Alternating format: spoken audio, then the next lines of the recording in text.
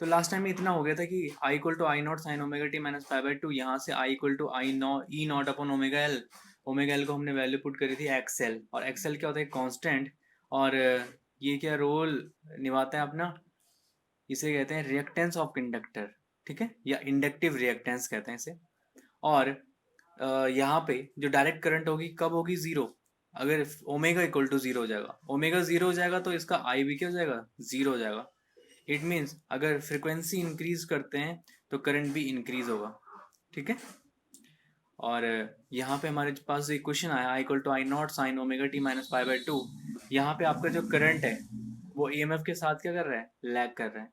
लेकिन कैपेसिटर के साथ इसका क्या था, इसका जो रिलेशन था यहाँ पे वेव फॉर्म के साथ, वहाँ पे करंट लीड में थी और ईएमएफ तो सेम ही था। और यहाँ पे इस टाइम क्या है, करंट लैग करती है इंडक्टर के केस में। तो ग्राफ बन गए। एन इंडक्टर दे रखा है 200 मिली हेनरी का, और ये कनेक्टेड है किसी एसी सोर्स से, इसका ईएमएफ है 210 वोल्ट और फ्रीक्वेंसी 50 हर्ट्ज।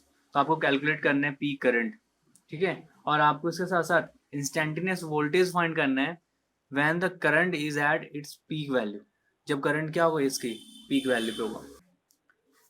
तो हम सबसे पहले इसका इंडक्टेंस निकाल देते हैं, inductive reactance, reactance of the inductor X L equal to omega L, omega की वैल्यू 2 पाई न्यू, एल की वैल्यू 200 मिली हेनरी, 2 रखो, पाई की वैल्यू रखो, न्यू 50 हर्ट्ज है तो हर्ट्ज को कह सकते हैं 50 सेकेंड इनवर्स। और 200 मिली को कैसे लिखेंगे, 200 multiplication 10 to the power minus 3 henry. और यहाँ पे क्या बोला मैंने, 10 की पावर माइनस 3 है, 100 है, तो 10 की पावर माइनस 1 इंटू 2 0.2, फिर 50 के साथ मल्टीप्लीकेशन 0.2 की तो 10 आ जाएगा, 10 टू या 20, 20 मल्टीप्लीकेशन 3.14 इज 62.8 ओम। ये जाएगा एक्सएल, ये क्या आ गया आपका एक्सएल, ठीक है। एक्सएल फाइंड होने के बाद आप इसका पीक करंट निकाल लो।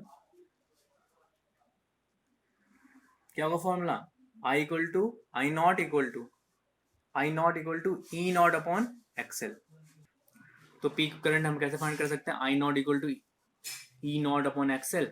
ई नॉट की वैल्यू 210 वोल्ट दे रखी है, एक्सएल अभी फाइंड करा 62.8 ओम, डिवाइड दे दो 3.39 एम्पियर। तो इसके अकॉर्डिंग हमें, और हम जानते हैं जब इंडक्टर हो, प्योरली इंडक्टिव सर्किट हो, तो वहां पे क्या होता है, as the current lags behind the voltage। Question का नेक्स्ट पार्ट के लिए लिख रहे हैं, voltage by pi by two, current कितना लैग कर रही है behind the voltage, pi by two. इसलिए द वोल्टेज इज जीरो कब, when the current has its peak value, when the current has its peak value। Next हमारा जो topic है वो है इम्पीडेंस।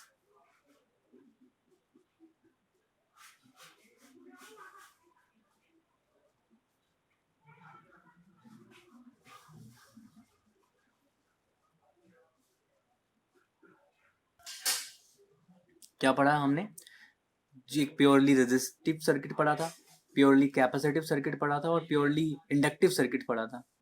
तो प्योरली रेजिस्टिव सर्किट में जो आर आता है ई नॉट अपॉन आर, और कैपेसिटिव सर्किट में जो E not upon 1 upon omega C X C जिसे हम लिखते हैं, और E not upon omega L X L inductive circuit में पढ़ा था। तो ये तीन जो वैल्यूज आती हैं यही कहलाती हैं आपकी इम्पिडेंस। अगर वो प्योरली रेजिस्टिव सर्किट है तो उसका होगा आर, कैपेसिटिव सर्किट है तो 1 upon omega C, and inductive circuit है तो वो कहलाएगा ओमेगा एल। तो इसका मतलब ये है कि जो पीक करंट या पीक ईएमएफ हम फाइंड करते हैं तो उनकी जो रेजिस्टेंस हमें मिलते हैं या रिएक्टेंस मिलते हैं वही कहलाता है आपका इम्पीडेंस। कि जेड की वैल्यू आर होगी प्योरली रेजिस्टिव सर्किट के लिए, जेड की वैल्यू होगी 1/ओमेगा C for a purely capacitive circuit के लिए, and Z equal to omega L for purely inductive circuits के लिए। सो ये जो पीक वैल्यू है इनका ये रिलेशन ये कहलाता है आपका impedance. The general name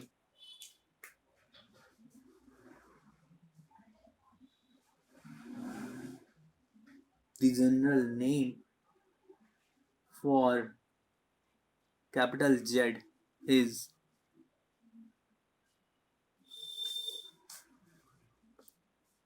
impedance। ठीक है, वैसे है ये एक तरह का रिएक्टेंस ही किसी भी सर्किट का। ठीक है,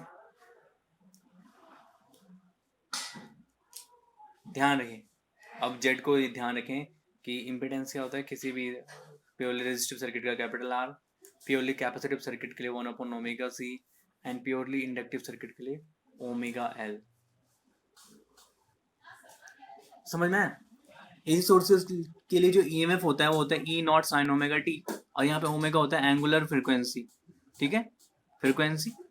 और करंट का इक्वेशन होता है I equal to I not sine omega T plus phi. यहाँ पे जो फाइव टर्म है यही कहलाता है phase factor.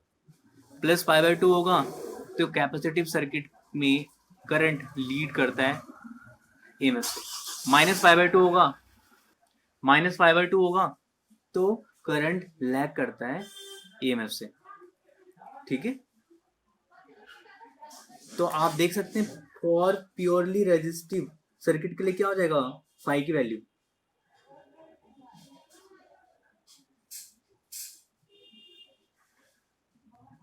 For a purely resistive circuit what is the value of phi? अरे प्यारे बच्चों बताओ, फाई वहां पे होता भी है 0। फॉर प्योरली रेजिस्टिव सर्किट के लिए फाई होता है 0, और for a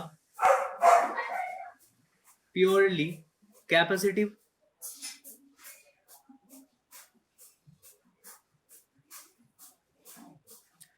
purely capacitive circuit के लिए क्या हो जाएगा फाई इज इक्वल टू, वहां पे करंट आपकी लीड करती है पाई बाय टू, और फॉर प्योरली इंडक्टिव सर्किट के लिए क्या हो जाएगा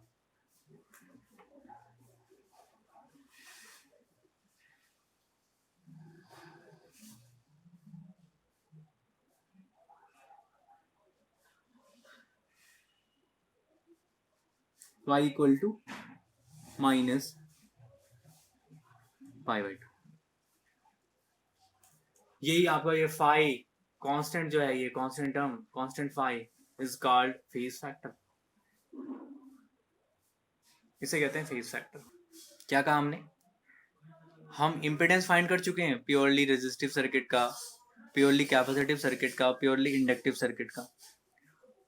ठीक है, और जब इस तरह से हम फाइंड कर चुके हैं वैल्यूज को, उसके बाद हमने फेज फैक्टर भी डिफाइन कर लिया है। रेजिस्टिव सर्किट के लिए phase factor phi equal to 0, capacitive के लिए पाई बाय 2 और इंडक्टिव के लिए माइनस पाई बाय 2। तो ये फेज फैक्टर फाई और इम्पिडेंस जेड के बीच एक हम क्या बनाते हैं, वेक्टर फॉर्म के अकॉर्डिंग करंट फाइंड करते हैं किसी भी एसी सर्किट का, और उसी डायग्राम को हम ये बोलते हैं फेज डायग्राम। क्या कहते हैं? Phase diagram.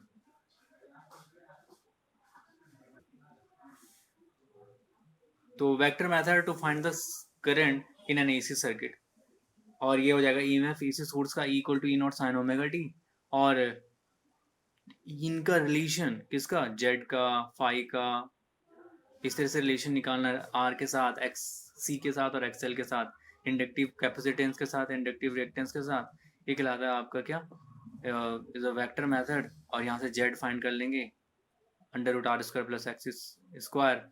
X is if denoted as Y axis, और आर डिनोट कर रहा है एक्स एक्सिस में, और फाइव ये क्या है एंगल, और ये क्या है इनका बीच का रिजल्टेंट जेड।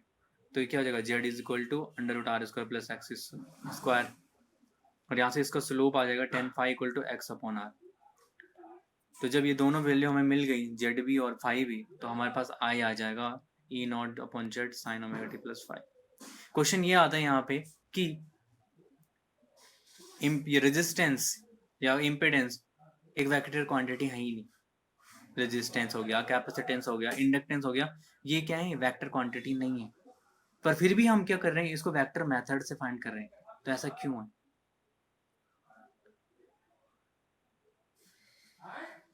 ये सिर्फ क्या है, ओनली ड्राइव है, ओनली ड्राइव, ठीक है, इजीली ड्राइव करने के लिए हमें वेक्टर फॉर्म फाइंड करें इसका।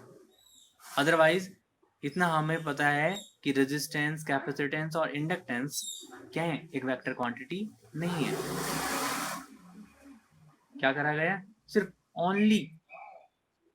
Only a method to derive easily the equations for the current in an AC circuit. Okay, ये ध्यान रखना है, आपको रिमेंबर रखना है हमेशा कि सिर्फ एक ड्राइव करने के लिए हम वेक्टर मेथड का यूज कर रहे हैं। तो इसके अकॉर्डिंग हम इसका जरा बना देते हैं फेजर डायग्राम, जरा इन तीनों का फटाफट देखो जरा, इसको देखो जरा, देखो, ये बन गया आपका रेजिस्टेंस और ये कनेक्टेड है किससे, एक आपके एसी सोर्स से, ठीक है। ये हो गया आपका करंट आई फ्लो हो रहा है, ये कैप आर, ठीक है। और इसका कितना होता है EMF, E not sine omega T. और इसका डायग्राम कैसे बनेगा, आपको पता है यहाँ पे फाई क्या होता है, क्या होता है बच्चों, phi ten ten ten ten ten, ये हो गया आपका, ये यहाँ पे आपका ये है आर, और आर बी और जेड बी दोनों क्या होंगे, equal, Z equal to R होगा यहाँ पे। बिकॉज क्यों, बिकॉज इसलिए क्योंकि यहाँ का आपका फाई कितना होता है, 0। ये हो गया आपका प्योरली रेजिस्टिव सर्किट के लिए डायग्राम, ये हो गया आपका प्योरली रेजिस्टिव सर्किट के लिए डायग्राम। सेकंड फटाफट कैपेसिटर बना दो, ये बन गया कैपेसिटर, और ये कनेक्टेड है किसी एसी सोर्स से, और ये कनेक्ट हो गया इधर, इसका ईएमएफ हो गया ई नॉट साइन ओमेगा टी, और करंट का डायरेक्शन आई, और ये हो गया आपका कैपेसिटर सी, ठीक है। फिर इसका डायग्राम कैसे बनेगा, डायग्राम बताओ, डायग्राम फटाफट फटाफट फटाफट क्विक वे में। ये बन गया आपका कैसे, एक्स एक्सिस में आपका रेजिस्टेंस आता है या इम्पिडेंस आता है, ये कैसा आ जाएगा, ये इसका पाई बाई 2 इसके लैग करेगा 1 अपॉन कितना, ओमेगा सी। एंगल क्या बनेगा इसका, पाई बाई 2, और ये हो गया आपका Z is equal to 1 upon omega capital C. और फाई, व्हाट इज फाई, इस केस में आपका जो फाई होगा, phi equal to pi by 2, ठीक है। अब इसे ऐसे डॉटेड लाइन से भी आगे बढ़ा सकते हैं, पूरा जेड ही है। और अगले वाले में क्या होगा, किसके लिए, प्योरली इंडक्टिव सर्किट के लिए।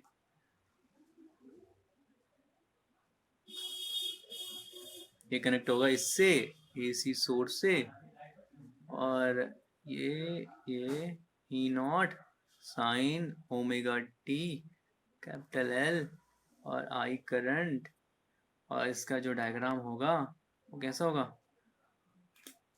ये करेगा इस टाइम लैग, तो ऐसे डाउनवर्ड, और यहां से आप इसको डायग्राम को ऐसे खींच लो,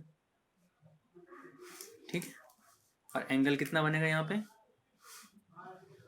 पाई बाई 2, और ये है ओमेगा एल, मिलो। तो यहाँ पे कितना होगा, Z equal to omega L, और फाई होगा माइनस पाई बाई 2, ठीक है।